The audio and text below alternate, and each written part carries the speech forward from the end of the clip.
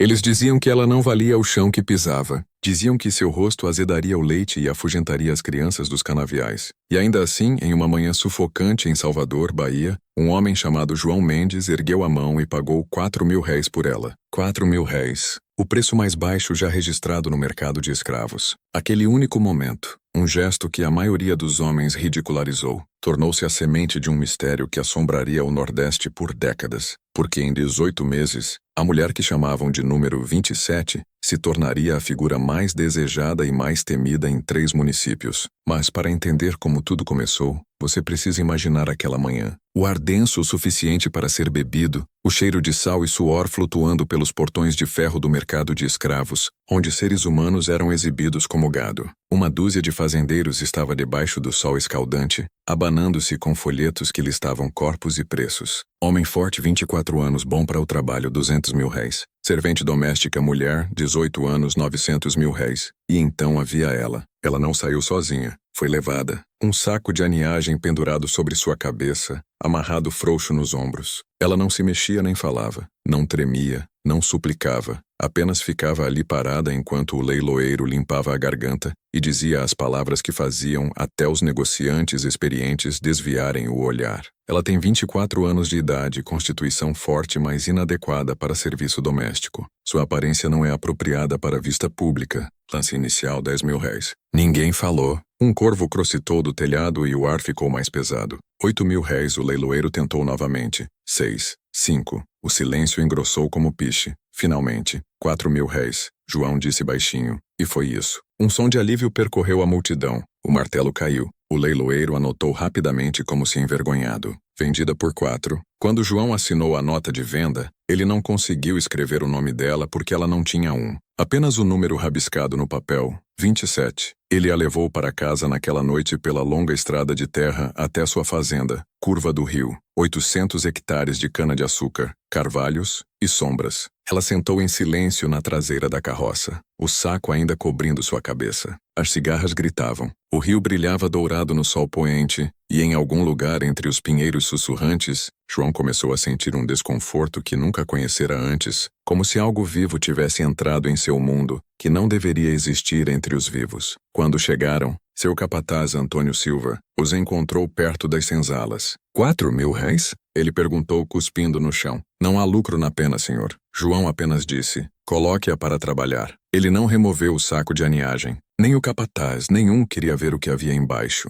Aquela noite, João sentou em seu escritório, escrevendo à luz de uma única vela. Sua entrada no diário daquela noite sobreviveu, escondida dentro de um baú encontrado quase 60 anos depois, no sótão da incendiada casa da Curva do Rio. A tinta havia borrado com a umidade, mas uma frase ainda podia ser lida. Eu lancei, porque o silêncio parecia errado. Nas 3 semanas seguintes, a mulher trabalhou nos canaviais longe da casa principal, onde poucos haviam. Os trabalhadores do campo a evitavam. Sussurravam que ela nunca tirava o saco de aninhagem nem mesmo para dormir, que os animais silenciavam quando ela passava, que os mosquitos nunca a picavam. O capataz ria disso como superstição, mas ele também evitava andar perto dela sozinho. Então, um dia, algo estranho aconteceu. Um grupo de fazendeiros de Salvador parou na curva do rio, a caminho de uma propriedade vizinha. Pediram água e sombra antes de continuar a viagem. Mas quando um deles olhou para os canaviais e a viu, a figura curvada sob o sol, o saco ainda escondendo seu rosto,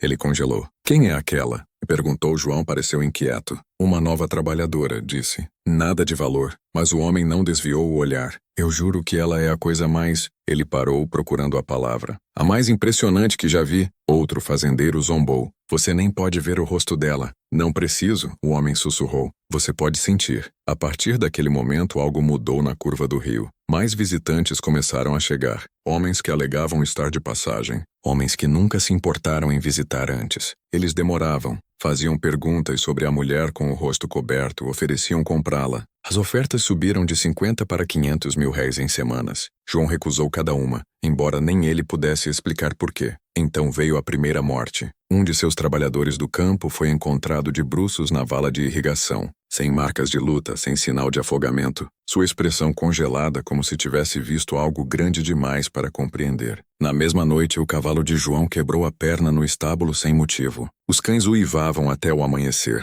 Rumores se espalharam como febre. Diziam que a mulher era amaldiçoada, que seu rosto não era humano, que ela havia sido queimada por algo não de fogo, mas do céu ou do inferno. Mas João, um homem de razão, descartou isso. Ele se convenceu de que ela era apenas uma mulher desfigurada por acidente e comprada pelo homem errado. Ainda assim, algo nele começou a mudar. Ele se pegava caminhando para os canaviais ao entardecer, fingindo inspecionar as plantações, mas na verdade procurando por ela. Ela nunca olhava para cima, nunca falava. No entanto, ele podia sentir sua consciência como uma mão, pressionando contra seu peito. Ele começou a sonhar com ela, não com seu rosto, mas com sua presença. Uma sombra sentada ao lado de sua cama, sussurrando em uma voz que não usava palavras. Em setembro, sua filha mais velha, Maria, começou a reclamar que sua irmã Ana estava agindo estranho, esquecendo coisas, falando sozinha, ficando na janela à noite como se observando alguém. João ignorou até a noite em que Ana gritou. Sua convulsão durou quase 1 hora. Quando acordou, não lembrava seu nome, e do lado de fora, sob o luar,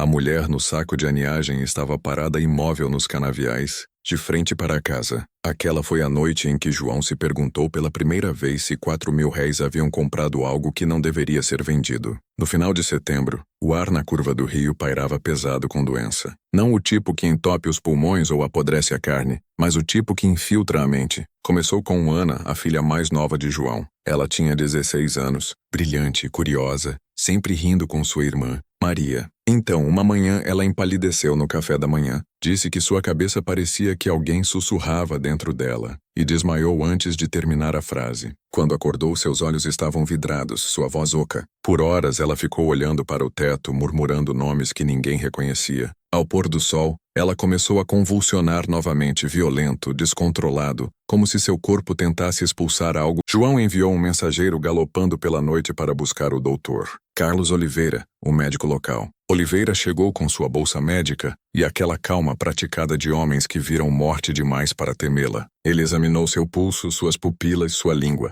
Então se recostou e franziu a testa. Ela não está doente, disse devagar. Pelo menos não de uma forma que eu entenda. Seu batimento cardíaco é forte, sua respiração estável, mas sua mente ele tocou a lateral da têmpora. É como se tivesse sido mexida. Mexida? João perguntou. Oliveira balançou a cabeça. Sobre esforço, talvez um sonho febril. Vou deixar lauda no parador. Mantenha-a quieta. Mas nada nas noites seguintes foi quieto. As convulsões de Ana pioraram. Algumas noites ela gritava sem som, a boca aberta como se o ar se recusasse a carregar sua voz. Outras vezes ela sussurrava palavras em uma língua que ninguém na curva do rio conhecia. Não português, não nagô, nada nunca escrito em um livro. Maria sentava ao lado de sua cama, chorando baixinho, lendo escrituras para abafar os sussurros. Mas os sussurros não paravam. Então vieram os sonhos. Maria contou ao pai que havia começado a sonhar com uma mulher parada nos canaviais, seu rosto escondido por um saco de aniagem, segurando algo brilhante entre as mãos. Quando acordo, ela disse, ainda sinto cheiro de fumaça. João queria descartar como nervos, o poder do medo infectando ambas as filhas, mas o capataz Silva confirmou o que havia visto na mesma noite. Número 27. Parada imóvel na névoa, de frente para a casa muito depois que os outros haviam ido dormir. Silva disse a João, Senhor, há algo não natural naquela. Ela não come com os outros, não bebe. Nunca a vi suar nesse calor. Não fale como um tolo, João retrucou. Ela é de carne e osso. Talvez, Silva disse, mas não do mesmo tipo que o nosso. Naquela noite a fazenda parecia prender a respiração. Os sapos ao longo do rio silenciaram. O zumbido usual dos grilos desapareceu. Até o vento se recusou a se mover. E nesse silêncio, Ana começou a rir. Não era sua risada, não o som agudo e infantil que João conhecia. Era mais profunda, quase zombeteira. Quando Maria perguntou o que era engraçado, Ana disse, ela está vindo. Quem? A mulher que você comprou. Maria congelou. Você quer dizer número 27? Os olhos de Ana rolaram para trás até que só o branco aparecesse. Ela diz que não pertence a correntes. Ela diz que rostos são mentiras. O doutor foi chamado novamente, mas dessa vez Oliveira se recusou a vir até o amanhecer. Você está descrevendo delírio, disse. Nada mais. Ao alvorecer, Ana havia se acalmado, mas seu cabelo, outrora espesso e castanho, havia clareado vários tons da noite para o dia, como se drenado. Sua pele estava fria ao toque. No entanto, ela não estava morta. João, em desespero, finalmente concordou com o que Maria vinha implorando. Buscar ajuda nas antigas remédios, os curandeiros, aqueles que sabiam das coisas que os médicos brancos fingiam não existir. O capataz perguntou pelas senzalas. Ninguém falaria exceto um trabalhador mais velho chamado José, que disse baixinho: "A mulher com o saco sabe coisas. Ela vem de uma linhagem que falava com sombras. Eles a chamam de a velada de onde ela veio. Você não compra uma mulher assim por 4.000 réis a menos que o mundo quisesse que você o fizesse." João não acreditou nele, mas não tinha mais nada a perder. Naquela noite, ele mandou chamá-la. Ela chegou descalça, o mesmo saco de aniagem ainda cobrindo sua cabeça. João a encontrou na varanda dos fundos, onde o luar caía através das folhas de acácia em faixas fantasmagóricas. Maria ficou atrás dele, tremendo. "Me disseram que você sabe de cura", João disse com cuidado. "Minha filha, eu sei." A mulher interrompeu. Sua voz era baixa, firme. "A doença não é dela." "O que você quer dizer?" Ela pegou algo que nunca foi feito para ser visto. O olho de outro, aquele que não deveria olhar para ela. João não entendeu, mas Maria sim. "Você quer dizer pai?" A mulher virou a cabeça coberta para Maria. Não ele, aquele que observava dos canaviais. Aquele que desejava. O estômago de João despencou. "Do que você está falando?" Mas a mulher não respondeu. Em vez disso, disse: "Se você quer que ela viva, ela deve ser trazida para fora antes da próxima lua cheia. Farei o que puder." O capataz riu das sombras. "Você deixaria essa coisa tocar sua filha?" João virou-se bruscamente. "Basta." Naquela noite, sob um céu inchado de estrelas, eles carregaram Ana para a varanda. A mulher ficou ao lado dela,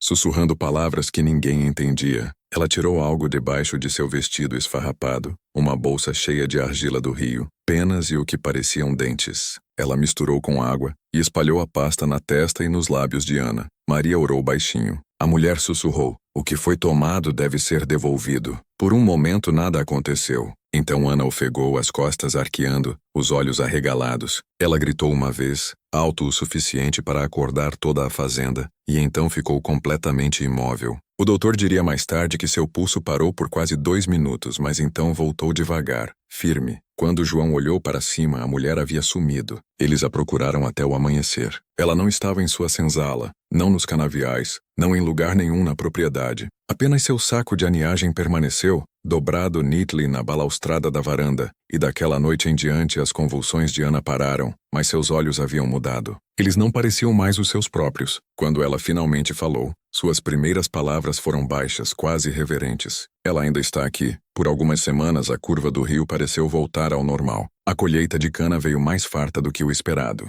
Os mosquitos diminuíram com o ar mais fresco, e João se permitiu acreditar que o pesadelo havia passado. Ana, embora pálida, estava calma novamente. Ela comia, andava, até ria. Seus ataques pararam completamente. O Dr. Oliveira chamou de recuperação milagrosa, embora não pudesse explicar por quê. Mas algo havia mudado sob a calmaria, algo que nenhum deles podia nomear. Começou com o reflexo de Ana. Uma manhã, Maria chamou pelo pai, sua voz tremendo. Ele a encontrou no quarto da irmã, olhando para o espelho acima da cômoda. Ana sentava escovando o cabelo, mas o reflexo não se movia. João piscou. "Do que você está falando?" "Olhe", Maria sussurrou. O braço de Ana subiu, mas o reflexo ficou parado. Seu rosto virou ligeiramente para eles, olhos semicerrados observando. Então, devagar, o reflexo sorriu. Ana largou a escova assustada. O reflexo sorriu mais largo. O espelho se estilhaçou sem ser tocado. João disse a si mesmo que era um truque de luz. O estresse das semanas recentes fazendo todos verem coisas. Ele mandou remover o vidro quebrado, a moldura coberta com linho,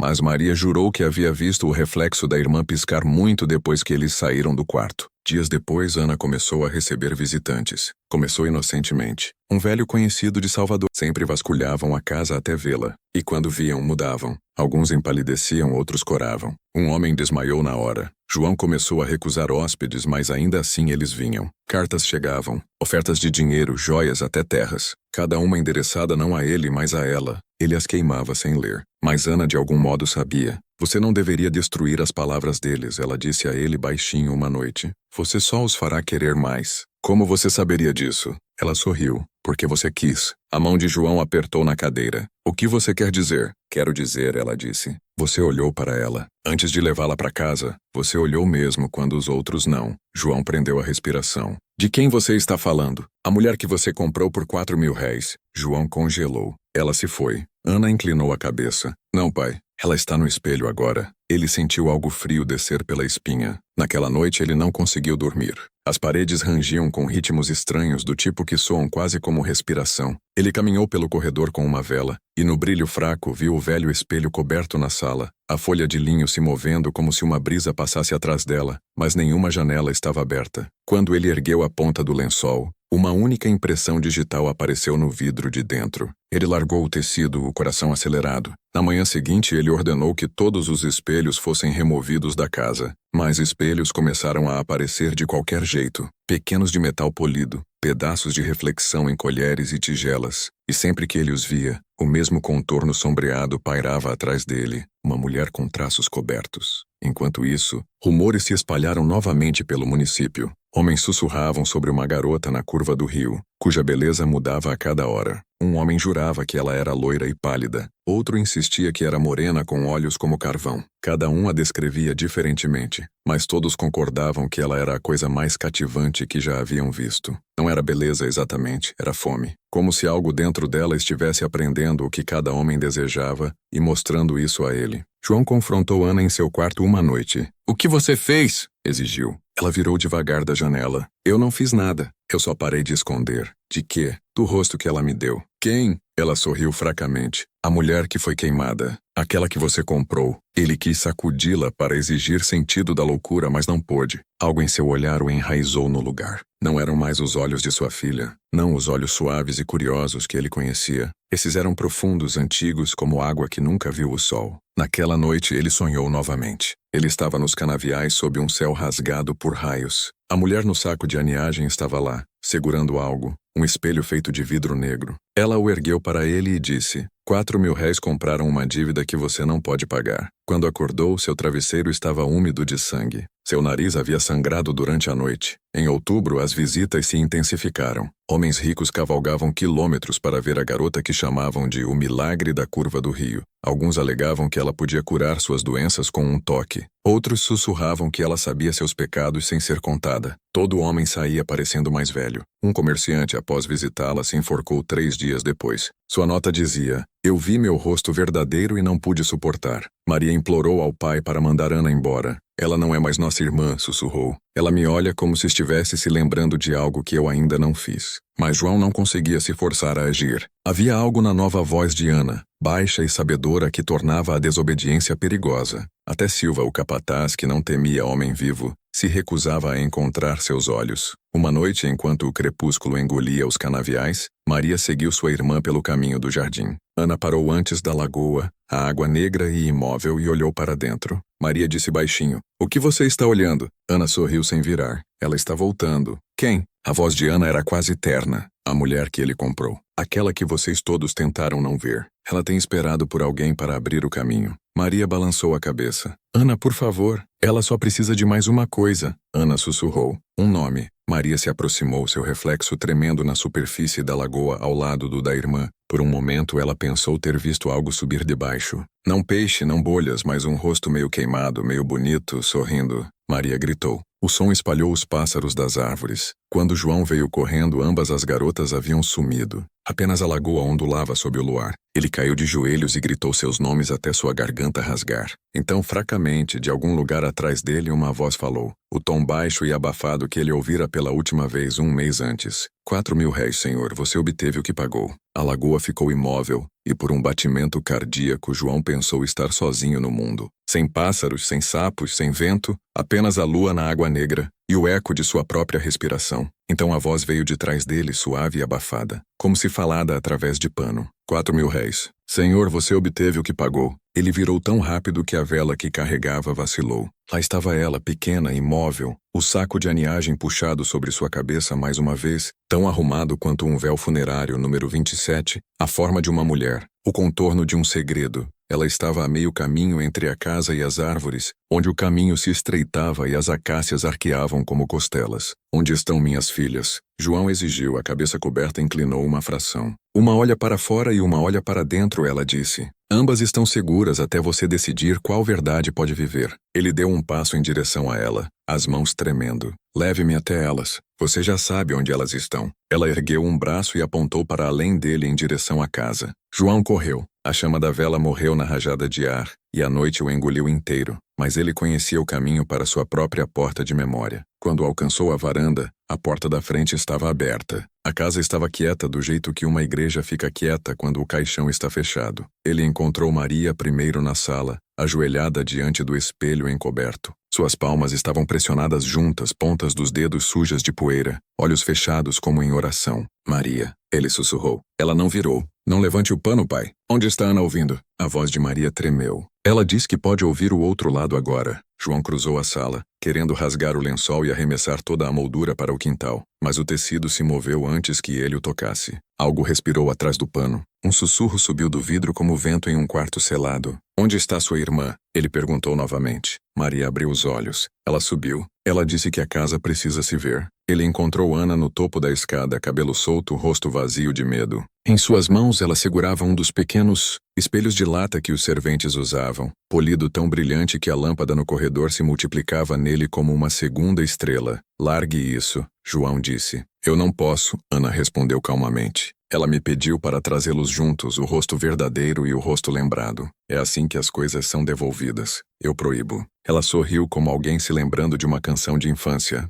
Você não pode proibir a água de refletir. Pai, tudo o que você pode fazer é turvá-la. Atrás dele, uma tábua do piso rangeu. João virou. Número 27 estava na porta agora. O véu de aniagem opaco à luz da lâmpada. Ele não a ouvira entrar. Não ouvira a porta se mover. A quietude ao redor dela parecia pesada, como um quarto após uma oração. Ana falou sem olhar. Ela não é o que você pensa que é. Então, o que ela é? João perguntou. Os olhos de Ana encontraram os dele, e por um instante ele viu não sua filha, mas um longo corredor de rostos, alguns queimados, alguns impecáveis, alguns mais velhos que a memória. Um espelho, ela disse, para homens que esqueceram o que realmente são. A princípio, o fogo parecia um truque de luz, uma ondulação no verniz, um laranja aprofundando ao longo do rodapé, como se a lâmpada tivesse ficado mais ousada. Então o calor tocou suas mãos e a realidade estalou apertada. O tapete na escada começara a fumegar. A chama caminhava pelas fibras com pés pacientes. Água, João gritou. Silva, água! Agora! Do quintal veio o latido de resposta do capataz e o barulho de botas, baldes batendo. A bomba gemeu. A casa inalou fumaça. Maria agarrou a manga de João. Pai, não deixe que eles quebrem os espelhos. Traga água. Ele tossiu e saia. Mas o fogo não saltava do jeito que os fogos geralmente fazem. Ele se movia em linhas, desenhando-se como um mapa ao longo de molduras, através de madeira polida por vidro prateado. As chamas lambiam toda a superfície reflexiva e deixavam não queima, mas negrume, como se pintando sobre a memória da casa. Silva irrompeu com 2 homens e um barril balançando entre eles. Onde? Ele gritou. As escadas, João apontou. E a sala apague as molduras. Silva jogou o primeiro balde. A água acertou o tapete, sibilou e morreu. O segundo balde acertou em cheio o espelho encoberto da sala. O linho afundou, grudando no vidro. Por um momento doentio, através do tecido úmido, algo como um rosto se pressionou para fora, traços achatados, ângulos errados, sorrindo com intenções demais. Então o pano deslizou, e o espelho mostrou apenas uma superfície escura sem fundo que não refletia ninguém. Mais água! Silva gritou, mas sua voz afinou como se a casa estivesse engolindo o som. Ana desceu os degraus devagar, o espelho de lata equilibrado em suas palmas. As chamas se apartaram ao redor dela como grama alta. Maria seguiu, olhos arregalados, sussurrando, não olhe, não olhe, não olhe. Pare, João implorou. Por favor. Ana pausou no patamar e virou o espelho para fora. João se viu, só que não o eu com que vivia. Ele viu um homem que pagara 4.000 réis para evitar se sentir pequeno. Um homem que se convencia de que misericórdia era matemática. Um homem que media almas em colunas de razão. A visão disso dobrou seus joelhos. Basta, sussurrou. Leve embora. Ainda não, Ana disse gentilmente, como acalmando uma criança. Você a trouxe aqui? Deixe-a terminar. As cortinas ao longo das janelas leste se acenderam, mas a chama queimava sem subir. Uma coroa baixa de luz ao redor do vidro. Do lado de fora, mais homens chegaram. Vizinhos que viram o brilho. Eles entraram no quintal com baldes e gritos. Mas quando alcançaram a varanda, seu barulho morreu em murmúrios. Rostos erguidos, olhos fixos na porta aberta. Alguns se benziam. Alguns tiravam os chapéus sem saber por quê. Número 27 estava no limiar, ainda o aniagem não marcado por cinzas. Ela não comandava, não ameaçava. Ela simplesmente era, e o que ela era puxava os homens para a frente do jeito que um poço puxa água caindo. Um por um eles entraram na sala e enfrentaram o espelho enegrecido. Alguns choraram baixinho. Um riu uma vez e então tapou a boca com a mão. Outro recuou balançando a cabeça como um cavalo recusando uma rédea. O comerciante que desmaiara semanas antes voltou à consciência na porta, olhou para dentro e disse roucamente: "Não, de novo não." Ele fugiu para o quintal, vomitando nas acácias. Silva empurrou através da multidão para João. "Diga a palavra e eu arrasto essa coisa." Ele apontou o polegar para a mulher velada, para o rio. "Você se afogará antes de tocá-la." Ana disse não unkindly. Não porque ela o machucará, mas porque você finalmente se verá e esquecerá como respirar. Maria pegou a mão da irmã. "Por que você está fazendo isso?" "Eu não estou," Ana respondeu. "Você está, pai está, a todos eles." Ela acenou para a porta onde homens estavam como escolares antes de uma vara. Ela só segura o vidro. As chamas alcançaram o corredor de retratos e rastejaram ao longo de molduras douradas, devorando imagens de ancestrais mendes sem fumaça, sem cinzas, deixando retângulos vazios que não refletiam nada. A casa não rugia. Ela sussurrava. Madeira rangia, pregos tilintavam. Em algum lugar um relógio ticou uma vez e morreu. "Diga-me como parar isso," João implorou. "Número 27. Pagarei qualquer preço." "Você já pagou," ela disse. 4.000 réis. "O resto você deve a si mesmo." "O que isso significa?" "Devolva o que você tomou." "Eu não tomei nada." A cabeça coberta virou ligeiramente para a escada, para Ana. A negação de João dobrou sob seu próprio peso. Ele havia trazido uma mulher sem nome para um mundo de razões e títulos e chamado de ordem. Ele havia pedido às suas filhas para fingirem que o aniagem era uma misericórdia. Ele havia pedido ao capataz para transformar uma pessoa em um perímetro. "Diga-me o que fazer," disse, voz quebrando. "Nomeia," Ana disse baixinho. "Ela não pode partir se for apenas um número. Devolva o que o mundo tirou." A palavra ficou presa atrás dos dentes de João. Ele não a conhecia. Nunca a lera em uma nota de venda. Nunca a ouvira em uma oração. Ainda assim, algo daquela primeira noite à luz da vela subiu nele. A vergonha que queimara seu coração quando a multidão recuou e a deixou sozinha. Ele olhou para a figura velada e disse o primeiro nome que pareceu água após seca. "Rita." A casa pausou. O fogo pausou. Até os homens na porta pareceram esquecer como ficar de pé. Sob o aniagem, uma respiração foi puxada. O som era humano, cansado e tão antigo que silenciou todos. Maria levou a mão à boca. Ana fechou os olhos. As chamas ao longo das molduras recuaram como uma maré. O pano sobre o espelho da sala deslizou sozinho e se acumulou no chão. No vidro havia um reflexo novamente, fraco, imperfeito, mas real. Madeira, lâmpada, rostos, lágrimas.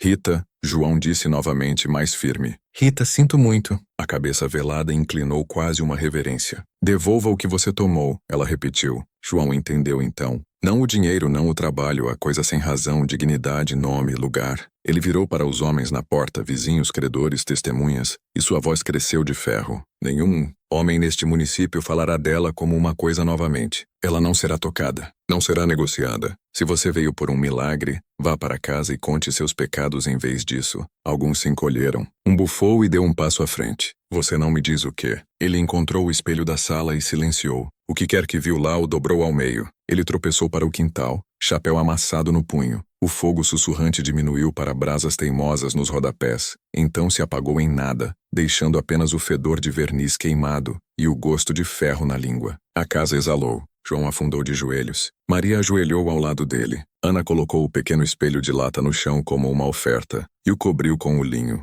Número 27. Rita ficou muito imóvel. A noite não terminou, ela disse. "A dívida é menor, não, Goni? Você teceu sua própria corda quando me comprou por 4.000 réis. Eu só o impeço de se enforcar com ela." "O que mais devo fazer?" João sussurrou. A resposta de Rita foi simples e terrível. "Escolha a verdade com que pode viver e deixe a outra queimar." Do lado de fora, a primeira chuva em semanas começou a cair. Suave, firme, lavando fuligem das vidraças e cinzas dos degraus. Os homens no quintal olharam para cima, tocaram seus rostos como crianças e se afastaram em silêncio. Dentro, a curva do rio ficou no úmido, escuro, recém-despojado onde retratos haviam sido recém-honesto, onde espelhos haviam mentido. E naquela casa despida resfriando, a noite virou sua página não para a paz, mas para um tipo mais calmo de perigo, porque quando o amanhecer veio, Salvador teria perguntas, e as respostas de João custariam mais que 4.000 réis. A chuva caiu toda aquela noite, lavando fuligem da varanda, transformando a longa entrada em um rio de lama. Pela manhã,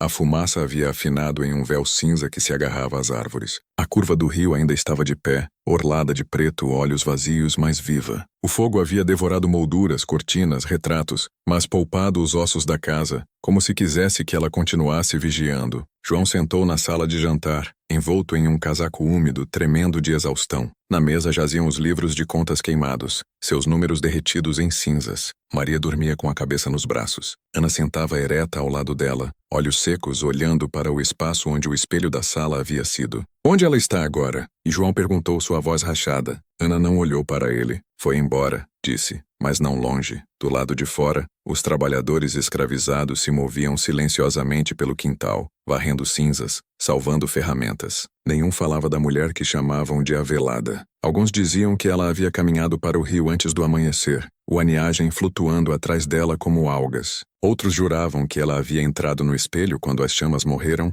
e o vidro virou negro. Quando o Dr. Oliveira chegou, encontrou João meio delirante, murmurando sobre dívidas e espelhos. Você sobreviveu a um sonho febril, o doutor disse gentilmente. Melhor você descansar. A mente vê coisas estranhas na fumaça. Mas o doutor partiu antes do meio-dia, pálido como papel, pois vira algo no chão da sala, uma única pegada úmida em forma de calcanhar descalço, ainda fresca, embora ninguém no quarto tivesse andado descalço. Naquela semana, Salvador fervilhava. Vizinhos cavalgavam, fingindo oferecer ajuda, ansiosos por fofoca. Encontravam João mais quieto, mais lento, seu cabelo embranquecido nas têmporas. Ele falava educadamente, mas seus olhos fixos em algum lugar além deles. Ele havia queimado todos os livros de contas restantes e libertado toda a alma cujo nome aparecia neles. Sem cerimônia, sem testemunha, apenas assinaturas em tinta trêmula. Quando um comerciante protestou que tais papéis tinham peso legal, João respondeu, eles seguram fantasmas, não homens. Então fechou a porta e a trancou. Maria e Ana ficaram na casa, embora sua proximidade se desgastasse. Maria se agarrava à oração, Ana ao silêncio. À noite, os serventes a ouviam andando, sussurrando para alguém invisível. Uma vez ela disse a Maria, os espelhos ainda respiram quando chove. Maria cobriu toda a superfície reflexiva com pano novamente e os manteve assim. O outono se aprofundou. O rio inundou e recuou. Visitantes pararam de vir. O nome de João desapareceu das razões de fazendas. Suas dívidas não pagas, mas não cobradas, como se credores temessem pressioná-lo. Ele envelheceu 10 anos antes do Natal. No último dia do ano, ele cavalgou para Salvador sozinho. A cidade, um fervilhar de lâmpadas e risos, parecia um mundo diferente. Ele foi direto ao mercado de escravos, o pátio onde 4.000 réis haviam mudado o curso de sua vida. O edifício envelhecera mal, tinta descascando, telhado cedendo. Ainda assim, o bloco de leilão permanecia, polido pelo tempo e memória. Um zelador o encontrou no portão. Fechado, senhor, o homem disse. João pressionou uma moeda em sua palma. Eu só preciso de um momento. Ele subiu na plataforma, olhou para o pátio vazio. O eco de martelos, os gritos de compradores, o zumbido da multidão pareciam pairar ali ainda, invisível, mas infinito. Ele sussurrou. Rita. O nome preencheu o espaço como uma respiração. Algo mudou no ar. Um cheiro fraco de acácia e fumaça. Então, no canto distante, a sombra de uma mulher imóvel, cabeça baixa, o mesmo contorno que ele vira naquele primeiro dia. João não se moveu. Eu te dei um nome, disse baixinho. Devolvi o que pude. Sua voz veio como o farfalhar de chuva no aniagem. Você me deu o que era seu para dar. Agora dê a si mesmo o que nunca foi tomado. Ele franziu a testa. E o que é isso? Paz. Ele fechou os olhos. Diga-me como. Pare de se esconder atrás da pena, ela disse. Perdoe a si mesmo. Não com palavras, mas com trabalho. Construa algo que não precise de correntes. Quando ele abriu os olhos, a sombra havia sumido. Apenas uma mancha úmida marcava as tábuas do chão onde ela estivera. Ele a tocou, e a madeira estava quente. João retornou à curva do rio e começou a desmontar o que o tornara rico. Ele abriu os canaviais para meeiros, pagou salários em vez de impor obediência. Vizinhos o chamaram de louco. O capataz Silva partiu xingando, dizendo que preferia passar fome a receber ordens de um homem assombrado. Pelo inverno, João trabalhou ao lado dos trabalhadores libertos, tossindo no frio, mas recusando descanso. Ana ensinava crianças a ler da Bíblia que sua mãe guardara. Maria cuidava dos doentes em fazendas próximas. Lentamente, a fazenda se tornou algo mais, um lugar onde as pessoas vinham trabalhar, não temer. Ainda assim, o passado não se soltava facilmente. A cada poucas semanas, alguém avistava uma figura velada caminhando à beira do rio ao amanhecer. Cães não latiam para ela. O reflexo de sua forma ondulava na água mesmo quando ninguém estava lá, Ana dizia. Ela vigia para ter certeza de que o nome se mantém. E talvez se mantivesse porque a cada ano depois, no aniversário do fogo, chuva caía sem trovão e deixava os canaviais mais verdes que antes. Anos depois, quando João jazia moribundo, pediu um espelho. Maria hesitou, mas trouxe um pequeno de seu quarto, sua superfície opaca pela idade. Ele o ergueu procurando. Eu não a vejo, murmurou. Ela se foi, pai. Ele sorriu, fracamente. Então talvez eu finalmente me veja. Ele morreu antes do amanhecer, calmo, uma mão ainda segurando o espelho. Quando Maria tentou fechar seus dedos, encontrou o vidro virado negro. Ana o pegou e o embrulhou em linho. Deixe dormir, disse. Elas o enterraram com ele debaixo da árvore de acácia. Nas décadas seguintes, a curva do rio passou por muitas mãos. Tempestades vieram, guerras vieram, governos subiram e caíram, mas viajantes que acampavam perto da velha estrada do rio contavam a mesma história. Em noites úmidas, quando o ar pairava denso e os sapos silenciavam, eles viam uma mulher caminhando pelos canaviais inundados. Às vezes, ela usava um véu. Às vezes, seu rosto brilhava claro como luar. Alguns a chamavam de a mulher mais feia da Bahia. Outros juravam que era a coisa mais bonita que o Nordeste já escondera. Aqueles que olhavam tempo suficiente nunca concordavam no que haviam visto, apenas que ela os deixava mudados. Um espelho talvez ainda se movendo pelo tempo, perguntando aos vivos a mesma questão que uma vez perguntara a um homem moribundo. O que você pagou pelas coisas que disse possuir? E o que fará para ganhá-las de volta? Nos anos após a morte de João, a história da curva do rio se espalhou como fumaça, fina a princípio, depois em todo lugar. Pessoas a contavam nas praças, de mercado de Salvador, em tabernas onde marinheiros bebiam, em igrejas quando sermões viravam para orgulho e punição. Nenhuma duas versões coincidiam, mas todas começavam com as mesmas palavras. Ele pagou 4.000 réis pela mulher mais feia no leilão, e ela lhe mostrou o que ele realmente era. Por 1890, o nome Rita havia se tornado algo entre uma maldição e uma oração. Alguns diziam que se você sussurrasse sobre água à meia-noite, o reflexo lhe diria a verdade que você escondia de si mesmo. Outros alegavam que espelhos embaçavam a sua passagem, que ela visitava os moribundos para pesar suas almas como moedas em uma balança. Ainda assim, nem todas as histórias a tornavam sombria. Homens libertos que trabalharam na curva do rio contavam outra versão, que ela era a própria misericórdia. Diziam que a mulher chamada Rita havia libertado seu senhor, forçando-o a vê-los como humanos. Juravam que as chuvas que vinham a cada ano após o fogo eram obra dela, uma promessa de que a terra nunca mais beberia sangue não pago. Crianças cresciam ouvindo ambas as contos, e no virar do século, a linha entre horror e santidade borrava completamente. Maria manteve a casa após a morte de seu pai, vivendo quietamente até a idade enrugar suas mãos e ofuscar seus olhos. Ela nunca se casou. Em noites de verão, sentava na varanda observando a chuva rolar da acácia, e qualquer um que perguntasse sobre o fogo, ou sua irmã ou a mulher no saco recebia a mesma resposta. Algumas dívidas não podem ser pagas em dinheiro. Você as paga vivendo diferente. Ela morreu em 1903, enterrada ao lado de seu pai, debaixo da árvore de acácia. A lápide carregava 3 nomes: João, Maria e Rita, o último entalhado em letras menores como se o pedreiro hesitasse. O rastro de Ana era mais estranho. Ela deixou a Bahia logo após a abolição e foi vista depois em Recife, então em Fortaleza, então em algum lugar no Ceará, onde diziam que ela dirigia uma escola para crianças negras. Uma história alegava que ela usava um véu em público, dizendo que seu rosto não era seu. Outra dizia que ela nunca envelhecia, que parecia a mesma em 1890 como em 1840. Aqueles que a encontravam juravam que sua voz podia fazer mentirosos confessarem e ladrões devolverem o que roubaram. Ela foi mencionada pela última vez em um registro paroquial do Ceará, de 1909. Ana Rita Mendes, idade desconhecida, causa da morte listada como sono pacífico. Ninguém reclamou o corpo. O padre local, movido por algo que não podia nomear, a enterrou perto de um rio sob uma cruz de madeira sem data. Quando as inundações vieram naquela primavera, sua sepultura foi lavada. Pessoas diziam que a corrente a levou para casa. Por 1915, jornais de Salvador começaram a imprimir retrospectivas sobre o fogo na curva do rio.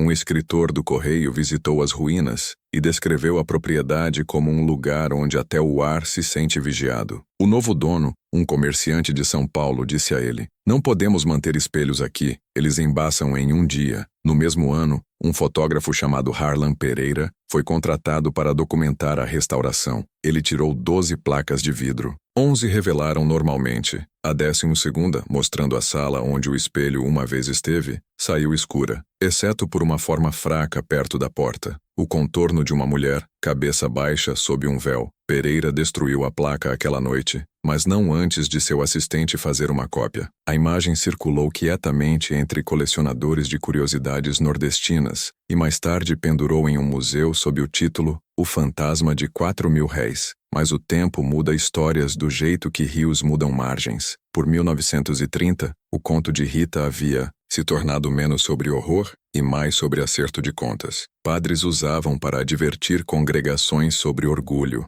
Abolicionistas falavam dela como alegoria, como as verdades mais feias revelam a beleza da consciência. Escritores a transformavam em símbolo, a mulher que mostrava aos homens o que realmente compravam, quando trocavam liberdade por conforto. Velhos que a viram no leilão estavam mortos então, e a nova geração a tratava como mito. Ainda assim, em noites quando tempestades rolavam do Atlântico, pessoas juravam ouvir passos nos canaviais inundados. Um fazendeiro escreveu em seu diário: "O vento carregava o zumbido de uma mulher baixo e firme, e me senti mais limpo por ouvir." Um século depois, historiadores argumentariam se Rita existira. Alguns alegavam que ela era uma invenção de culpa, um fantasma nascido da vergonha coletiva de uma nação. Outros encontravam fragmentos, uma nota de venda meio queimada, uma carta mencionando a mulher velada, uma razão com a entrada número 27, fêmea, 4.000 réis. Juntos formavam a forma fraca de algo que poderia ter sido real. Mas há uma razão para histórias como a dela sobreviverem quando registros não.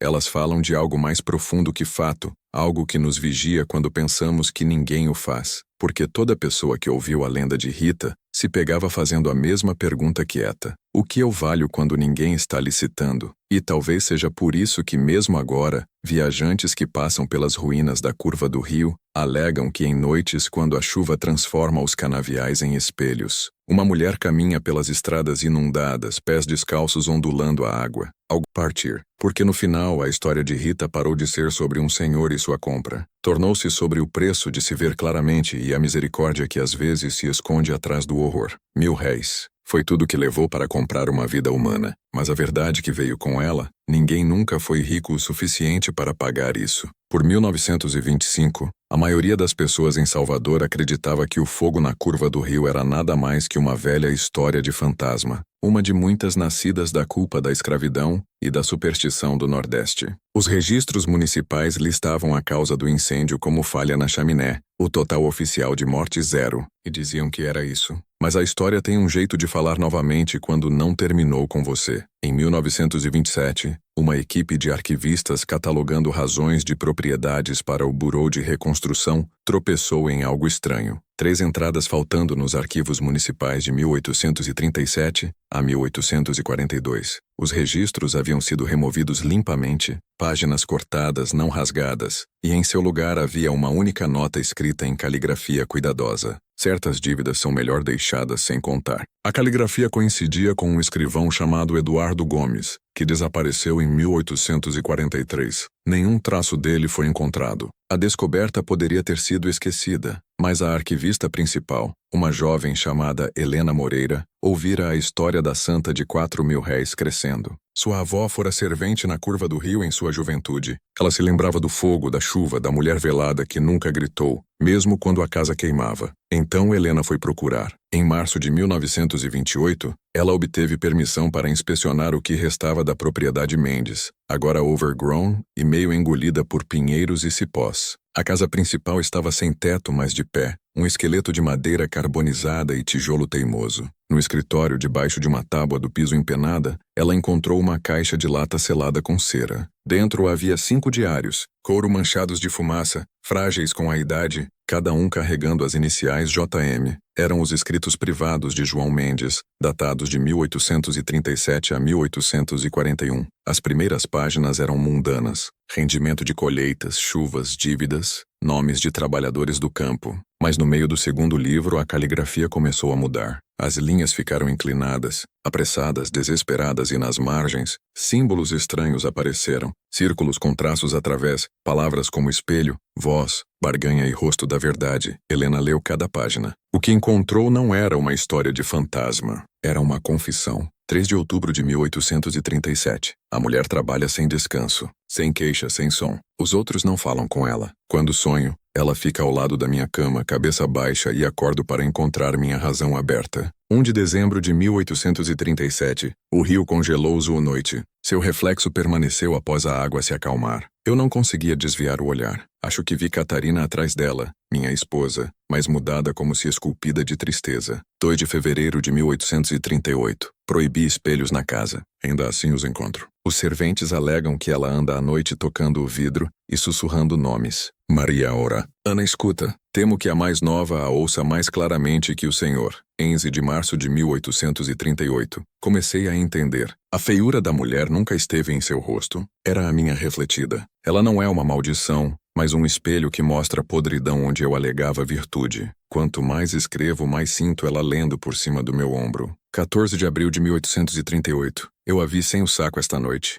Deus me perdoe, eu a vi. Ela não estava queimada. Sua pele era perfeita. Mas seus olhos, Senhor me ajude, eram os meus. Helena parou ali, tremendo. O resto dos diários era pior. Relatos detalhados de noites quando João vagava pela fazenda, ouvindo sussurros que não estavam lá, vendo sua esposa morta em portas, espelhos mostrando rostos que não eram os seus. Mas o que a gelou mais foi a entrada final, datada de 5 de março de 1841, a noite antes do fogo. Amanhã eu a nomearei Rita. Parece certo. Ela merece ser mais que um número. Se eu estiver errado, que as chamas me levem. Se eu estiver certo, que levem tudo mais. Aquela foi a última linha. Helena copiou cada página à mão, mas quando retornou a Salvador e reportou suas descobertas, o arquivista municipal, um homem chamado Harold Vargas, recusou catalogá-las. Você iniciará a histeria, advertiu. É só a loucura de um velho. O Nordeste tem fantasmas suficientes sem sua ajuda. Uma semana depois, o escritório de Helena foi arrombado. Os diários originais sumiram.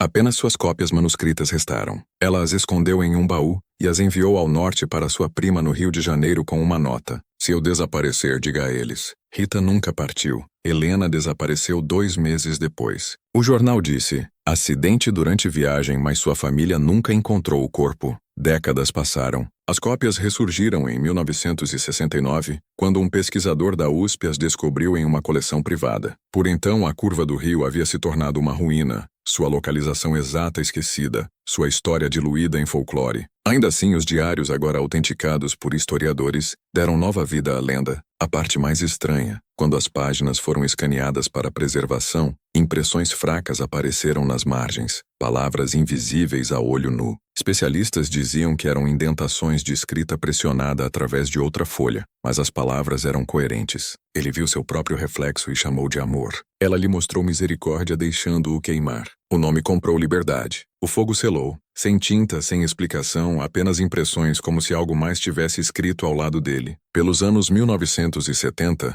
a lenda de Rita se tornou um estudo em literatura nordestina, psicologia e teologia. Professores argumentavam que ela representava a consciência do Brasil, o espelho que o país recusava enfrentar. Mas locais no município de Ilhéus não precisavam de teoria. Eles ainda deixavam moedas pela velha estrada onde a fazenda uma vez esteve. Ainda advertiram viajantes a não olhar seu reflexo em poças após chuva. E algumas noites, quando a névoa rolava do rio Cachoeira, pessoas juravam ver uma mulher parada nas ruínas, seu rosto coberto, segurando um pequeno espelho enegrecido para o céu. Testemunhas discordavam em uma coisa. Alguns diziam que ela parecia triste, outros que sorria, mas todos alegavam o mesmo som carregado no vento. Não palavras, mas um sussurro lento, rítmico. 4, 4, 4, como se a terra em si ainda se lembrasse do preço. Pelo meio do século XX, o nome Rita da Curva do Rio havia cruzado de lenda sussurrada para folclore, de folclore para obsessão acadêmica e da academia de volta para algo muito mais estranho, uma superstição viva. Pelo Nordeste, famílias diziam às suas crianças para não olhar tempo demais em espelhos à noite. Diziam que espelhos lembram os rostos dos culpados, e Rita era quem lhes ensinara como. No município de Ilhéus, onde a curva do rio uma vez esteve, a lenda evoluíra para ritual.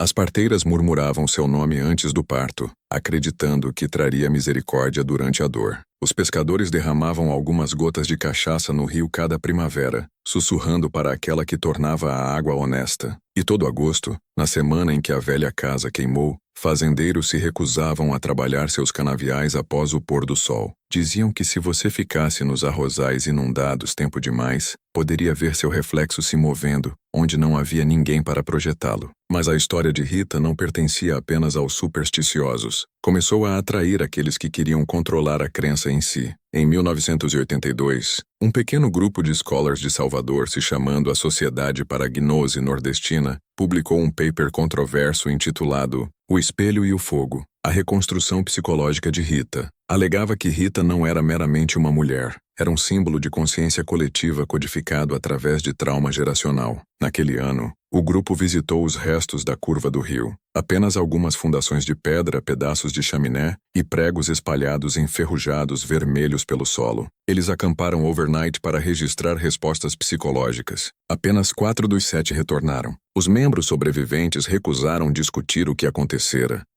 Um professor chamado Dr. Elias Moreira renunciou de sua universidade em uma semana. Sua nota final nos arquivos do campus lia: o espelho não mostra seu rosto, mostra o que está atrás dele. Por décadas depois, suas palavras foram citadas por qualquer um estudando folclore do Nordeste profundo. Mas no município de Ilhéus tornou-se uma advertência. Locais diziam a forasteiros: não chame seu nome se não estiver pronto para ela responder. A lenda de Rita era mais forte entre os descendentes dos escravizados. Para eles, ela não era um fantasma a temer, era uma protetora. Diziam que ela caminhava entre o mundo dos senhores e o mundo daqueles que eles compravam, carregando justiça em uma mão e silêncio na outra. Chamavam-na de o espelho que não mente. No início dos anos 1990, quando desenvolvedores tentaram comprar a terra para um condomínio fechado, o acordo desmoronou após agrimensores recusarem ficar overnight. Um recordou ouvir uma mulher cantando através da névoa. Outro disse que toda a fotografia que tirou saiu invertida. Direito virava esquerdo. Dia parecia noite. Locais riram. Mas quando a sede da empresa queimou 6 meses depois em circunstâncias misteriosas, ninguém voltou para terminar o projeto. A terra ficou selvagem, e até hoje locais dizem que o rio a protege. Mas a redescoberta mais estranha veio em 2009, quando uma restauradora chamada Dr. Hannah Lopes descobriu um retrato queimado na Sociedade Histórica de Salvador. A tela fora arquivada erroneamente sob família de fazenda não identificada. Quando limpa, a imagem revelou 3 figuras: um homem, uma garota e uma mulher velada parada ligeiramente atrás deles. Sob luz infravermelha, uma inscrição oculta apareceu no fundo: a dívida é vista. Especialistas dataram os pigmentos nos anos 1840, os exatos anos do fogo da curva do rio. Mas o que inquietou os restauradores foi que o trabalho de pincel da figura velada não coincidia com o resto. Parecia mais novo, como se alguém a tivesse pintado depois, talvez décadas depois, na tela de pessoas há muito mortas. Quando a pintura foi exibida, visitantes reportaram um detalhe inquietante. Se você olhasse do ângulo certo, o véu parecia transparente. Alguns juravam poder ver o rosto de uma mulher marcado, sereno, meio humano, meio luz. Outros diziam que o véu permanecia sólido. O museu recebeu tantas queixas de náusea e tontura que a exposição foi retirada após 3 semanas. A pintura desapareceu em armazenamento privado, nunca mais exibida. Mas antes de sumir, alguém tirou uma fotografia. Aquela imagem encontrou caminho online em fóruns dedicados a assombrações nordestinas. Lá se espalhou mais rápido que qualquer paper acadêmico poderia. Centenas de comentários, teorias, recontos, e em todo canto da internet onde o rosto de Rita aparecia, o mesmo fenômeno seguia. Usuários reportavam que seus reflexos na tela pareciam errados, pálidos demais, imóveis demais. Alguns juravam ver outro rosto atrás do seu quando as telas escureciam. A maioria atribuía a coincidência, a truques de luz ou sugestão, mas outros diziam que a lenda simplesmente evoluíra de espelhos para vidro, de vidro para pixels, que Rita não precisava mais de reflexos de água ou prata. Ela encontrara seu caminho para a era moderna, onde todo homem agora carregava seu próprio espelho na mão.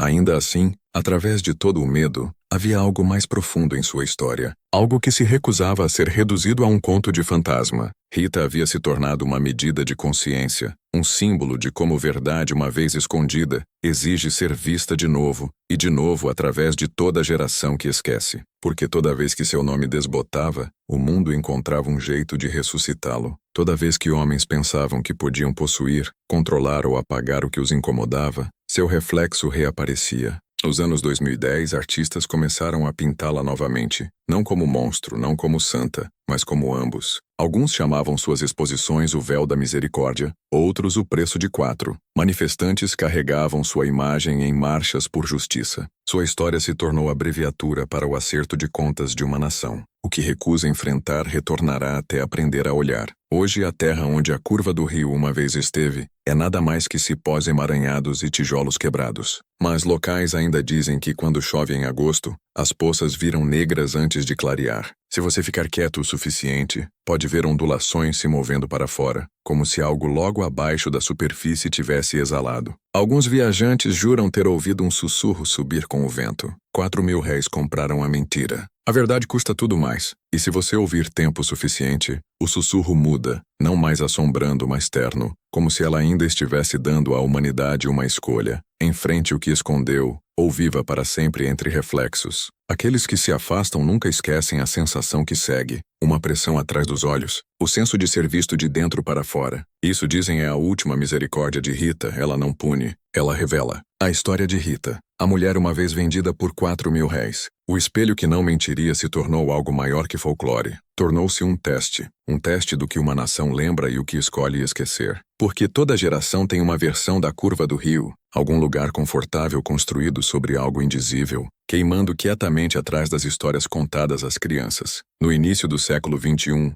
historiadores chamavam Rita de fantasma cultural, mas as pessoas que viviam perto do rio Cachoeira a chamavam de algo mais, a lembrança. Diziam que ela retorna quando as pessoas começam a fingir que mudaram enquanto ainda vivem da mesma podridão debaixo de seus pés. Quando as ruínas da curva do rio foram escavadas em 2016 por um programa de arqueologia estadual, ninguém esperava encontrar algo humano. Ainda assim, 1 metro abaixo da fundação da sala, eles descobriram uma pequena cavidade forrada com cacos de vidro, os restos de espelhos. No centro estava um fragmento de lata empenado mas intacto, carregando uma única palavra gravada: Rita. Não foi entalhada por máquina. Os traços eram humanos, irregulares, desesperados. A descoberta fez notícia nacional por uma semana. Repórteres a enquadraram como evidência de myth-making nordestino. Uma curiosidade, nada mais. Mas então algo mais estranho aconteceu. A equipe de escavação recusou continuar. Todo espelho que desenterravam rachava em suas mãos. Um trabalhador disse que seu próprio reflexo piscou para ele quando ele não se movia. Outro renunciou no meio da escavação, murmurando: ela ainda está lá embaixo esperando por alguém honesto o suficiente para olhar. O local foi selado novamente, oficialmente por razões de segurança. Mas locais sabiam o real motivo. As pessoas cavando haviam visto demais. Em Salvador, o nome de Rita começou a reaparecer em sermões de igreja, em murais de faculdade, em grafite espraiado pelas paredes do velho mercado de escravos. 4.000 réis pela mentira, o grafite lia. Tudo pela verdade. Estudantes pintavam seu rosto durante protestos, às vezes velado, às vezes meio queimado, às vezes radiante. Artistas começaram a dizer que Rita não era um fantasma assombrando o passado. Era a consciência do presente, seguindo o país de um século para o próximo, fazendo a mesma pergunta em linguagem diferente. O que você está fingindo não ver? Um jornalista da Folha a chamou de confessionário secreto do Brasil. Seu artigo descrevia como a lenda de Rita ressurgia durante momentos de acerto de contas, marchas por direitos civis, julgamentos de guerra, comissões de verdade. Ele terminou com uma linha que parecia menos comentário e mais profecia. Rita não terminou conosco porque não terminamos com nós mesmos. A evidência mais perturbadora disso veio uma década depois. Em 2027, um colecionador privado em Pernambuco adquiriu um baú trancado em um leilão de espólio. Dentro havia fotografias dos anos 1950, imagens granuladas em preto e branco da curva do rio, antes do colapso final de suas chaminés. Uma foto mostrava a parede da sala queimada lisa e fracamente visível no gesso atrás dela, a impressão de um rosto, meio sorrindo, meio chorando. O colecionador postou a foto online. Em 24 horas a imagem sumiu de sua conta, substituída por um quadrado negro. Quando perguntado, ele disse que não a deletara. O arquivo se corrompeu sozinho, explicou, mas quando eu olho tempo suficiente, ainda vejo seu contorno no reflexo da minha tela. O quadrado negro começou a se espalhar por fóruns. Alguns o viam como símbolo, uma imagem que come a luz de todo o dispositivo em que aparece. Outros o chamavam de véu digital de Rita. O que quer que fosse lembrava a todos da mesma coisa. Verdade não desaparece. Espera atrás da próxima tela, do próximo espelho, da próxima negação. Acadêmicos tentavam explicar sua persistência. Psicólogos diziam que a mente precisa de fantasmas quando a culpa corre profunda. Historiadores diziam que ela perdura porque se encaixa em um padrão. Uma mulher escravizada virada mito. Uma sociedade se absolvendo através de sua tragédia. Mas pessoas comuns não falavam assim. Diziam coisas mais simples. Diziam que Rita era o que acontece quando mentiras se tornam mais pesadas que o mundo que as carrega. Diziam que todo país recebe o fantasma que merece. E talvez seja a verdade. Porque a história de Rita nunca foi sobre morte. É sobre reflexão. Sobre como o mal parece quando vestido de boas intenções. Sobre como as verdades mais feias sempre nascem das desculpas mais limpas. Ela é a sombra debaixo de todo o mito de inocência da nação. A voz sussurrando, olhe novamente. Em 2030, quando tempestades rasgaram a Bahia,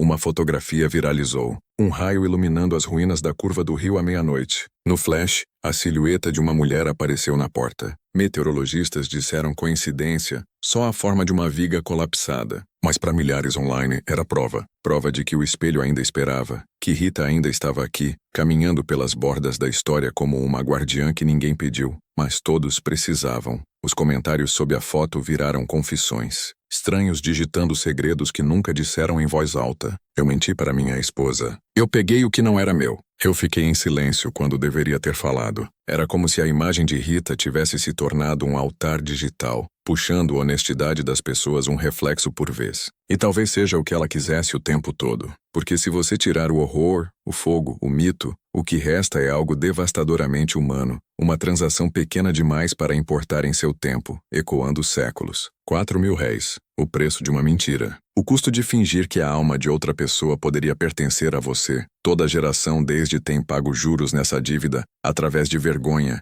de silêncio, através de histórias como esta. Rita não amaldiçoou ninguém, nem os abençoou. Ela simplesmente ergueu o espelho e esperou que olhassem. Alguns quebraram sob ele. Alguns mudaram. A maioria virou o rosto. Essa é a maldição da reflexão. Você não precisa do sobrenatural para senti-la. Você só precisa lembrar o momento em que olhou em um espelho e viu algo que não podia desver. E nesse segundo você entendeu a misericórdia de Rita. Ela nunca puniu ninguém. Ela só demandou a coragem de se enfrentar. Se você visitar o município de Ilhéus e caminhar a estrada que leva a lugar nenhum, verá um portão enferrujado meio enterrado em ervas daninhas. Locais ainda deixam moedas no poste, embora ninguém lembre quem começou. Dizem que se você largar uma, o eco soa 2 vezes. Uma pela mentira, uma pela verdade. E se você for tolo ou corajoso o suficiente para ficar lá à noite quando a névoa do rio enrola baixa, olhe na água. Você pode ver só seu reflexo ou pode ver outro atrás dele, calmo, velado, observando. Se vir, não corra, não fale. Apenas olhe de volta. Porque esse é o preço da verdade, olhar e continuar olhando. Há uma velha crença de que espelhos não só refletem o que está na frente deles, eles lembram quem olhou neles. É por isso que algumas famílias os cobriam após uma morte. Diziam que a alma demora demais em seu próprio reflexo, com medo de soltar. Talvez seja tudo que Rita sempre foi. Uma alma que recusou soltar até o resto de nós finalmente aprender a ver. Porque a história não terminou com a curva do rio queimando. Não terminou com a confissão de João ou a chuva, ou as moedas deixadas no portão enferrujado. A história de Rita continua terminando e começando novamente. Onde quer que as pessoas esqueçam o que seu reflexo realmente significa, toda geração a enfrenta diferentemente. Em 1837, ela usava aniagem. Em 1927, ela usava silêncio. Em 2030, ela vivia dentro de toda a tela negra que ficava em branco entre rolagem e vergonha. Mas em toda versão, ela espera por uma coisa só: a coragem de enfrentar a verdade sem virar o rosto. Há uma história da última descendente viva da família Mendes, uma mulher chamada Carla Mendes Pereira, nascida em 1968. Ela era a tataraneta da filha mais velha de João, Maria. Quando tinha 8 anos, visitou o que restava da velha fazenda com seu pai. Ele mostrou a ela as pedras à base da chaminé, o porão afundado. Naquela noite, ela sonhou com uma mulher parada pelo rio, sua cabeça coberta segurando algo pequeno e brilhante. Ela não falou. Carla contou a um entrevistador décadas depois. Mas eu sabia que ela estava triste por nós, não zangada. Ela olhou para mim e vi meu próprio rosto através do véu. Só mais velho, gasto, mais sábio. Eu não tive medo. Me senti vista pelo resto de sua vida. Carla manteve um pequeno espelho de mão em sua mesa de cabeceira com uma palavra gravada atrás. Verdade. Quando morreu em 2029, seus filhos encontraram aquele mesmo espelho rachado ao meio, embora ninguém o tivesse tocado. Alguns dizem que a rachadura parecia um rio dividindo 2 lados do mesmo rosto. O que torna a história de Rita diferente da maioria dos fantasmas é que ela não pertence a um único tempo, raça ou lugar. Ela não assombra uma fazenda. Ela assombra a ideia de posse em si. Toda pessoa que já deteve poder sobre outra carrega seu sombra, quer saiba seu nome ou não. Rita é o sussurro atrás da culpa, o eco debaixo da negação. Ela é o rosto que pergunta: o que você pagou pelo conforto? Quem pagou por isso antes de você? E se você ouvir tempo suficiente, sua pergunta muda de forma. O que custaria parar de fingir? É uma pergunta que nações evitam. É uma pergunta que indivíduos enterram, mas também é a razão para histórias como esta sobreviverem. Porque toda era escreve sua própria versão do espelho até alguém corajoso o suficiente ousar olhar e recusar desviar. Há alguns anos, um cineasta chamado Aaron Nunes visitou Salvador para fazer um documentário sobre Rita. Ele entrevistou locais, historiadores e descendentes de escravizados e escravizadores. Perguntou a eles a mesma questão: você acredita que ela era real? As respostas variaram. Um historiador disse: ela é um mito que construímos para processar culpa. Um padre disse: ela é prova de que julgamento vem devagar, mas certo. Uma mulher em seus 70 disse: ela é a verdade que não morre. Não importa como você a enterre. Mas foi um menino, talvez 12, que deu a resposta que Nunes manteve no corte final. O menino deu de ombros e disse: ela é só o espelho. Você é a história. Esse é o final que o mundo continua perdendo. Porque a lição de Rita nunca foi sobre fogo, fantasmas ou punição. Foi sobre reconhecimento. Sobre o momento em que você percebe que toda injustiça começa com um reflexo confundido com algo mais. Quando um homem olha para outro e vê uma ferramenta, não uma vida. Quando um país olha para seu passado e vê uma estatística, não um grito. Quando você olha no espelho e vê só sua superfície, não a verdade por baixo. Rita fazia as pessoas olharem mais fundo. Ela ainda faz. Se você for a velha estrada pelo Cachoeira hoje, não encontrará a curva do rio. O mapa chama de reserva de mata. As árvores são mais altas agora, o ar mais limpo, o silêncio mais denso. Mas quando chuva enche as terras baixas, as poças viram escuras, mais escuras que céu, mais escuras que sombra. Locais dizem que se você observar tempo suficiente, seu reflexo mudará ligeiramente. Os olhos não piscarão ao mesmo tempo. A boca parecerá sussurrar algo. Não palavras, não advertência, só compreensão. E talvez seja assim que ela perdoou o mundo, não amaldiçoando-o, mas lembrando-o de que nenhum espelho fica imóvel. A verdade sempre encontra um caminho através das rachaduras, através do vidro, através das gerações. O rosto de Rita se foi, mas sua pergunta permanece. O que você vale quando ninguém está lhe citando? E o que pagará para se livrar da mentira? Alguns dizem que a resposta é silêncio. Outros dizem que é mudança. Mas se você se encontrar sozinho à noite, pegando seu próprio reflexo em uma janela ou tela de telefone, olhe de perto. Você pode ver seu véu ondular por um momento como tecido mexido por vento invisível. Você pode sentir seu peito apertar não em medo, mas em reconhecimento. Essa é a lição final de Rita. A verdade não quer puni-lo, quer encontrá-lo. E quando finalmente o faz, você entenderá o que João escreveu na noite antes do fogo. 4.000 réis compraram a mentira. O resto eu devo a mim mesmo. O espelho se fecha aí, não estilhaçado, não queimado, só esperando pela próxima pessoa corajosa o suficiente para abri-lo novamente. Porque no final Rita nunca pediu para ser adorada ou temida. Ela só pediu a coisa mais simples, mais perigosa que uma alma pode pedir a outra. Olhe,